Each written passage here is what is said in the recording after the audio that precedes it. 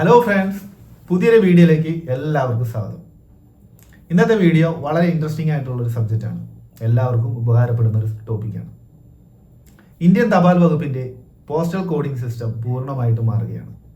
പുതിയൊരു സംവിധാനത്തിൻ്റെ പേരാണ് ഡിജിപിൻ. പൂർണ്ണമായിട്ട് എന്ന് പറയുമ്പോൾ പൂർണ്ണമായിട്ടും മാറുകയല്ല, ഭാഗികമായിട്ട് മാറുകയാണെന്ന് നമുക്ക് പറയാം. ഡിജിപിൻ എന്താണെന്നും ഡിജിപിൻ എങ്ങനെ ഉപയോഗിക്കാം എന്നതാണ് ഇന്നത്തെ വീഡിയോ.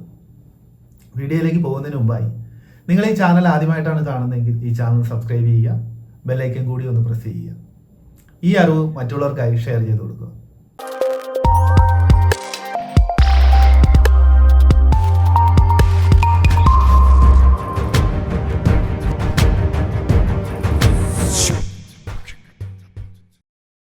എന്താണ് ഡിജിപിൻ?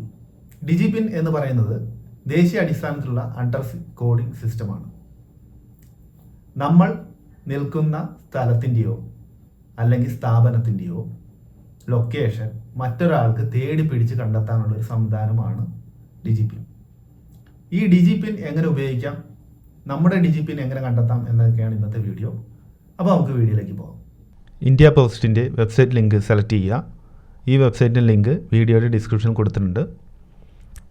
അതിനുശേഷം നോ യുവർ ഡിജിപിൻ സെലക്ട് ചെയ്യുക. നിങ്ങൾക്കറിയേണ്ട വീടിൻ്റെയോ അല്ലെങ്കിൽ സ്ഥാപനത്തിൻ്റെയോ പരിധിക്കുള്ളിൽ നിന്നുകൊണ്ടാണ് നിങ്ങൾ ചെക്ക് ചെയ്യുന്നതെങ്കിൽ നിങ്ങളുടെ മൊബൈലിൻ്റെ ലൊക്കേഷൻ ഇനേബിൾ ചെയ്യുക.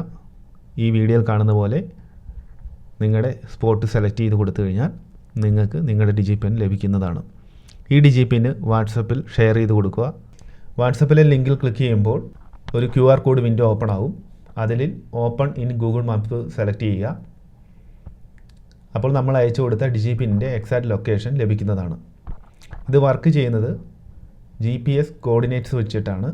അപ്പോൾ അതുകൊണ്ട് 4 ചതുരശ്ര മീറ്ററിലുള്ള ആക്യുറസി ഇതിന് ലഭിക്കുന്നതാണ്.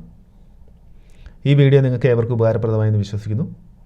പുതിയൊരു വീഡിയോയുമായി വീണ്ടും കാണാം. Thanks for watching.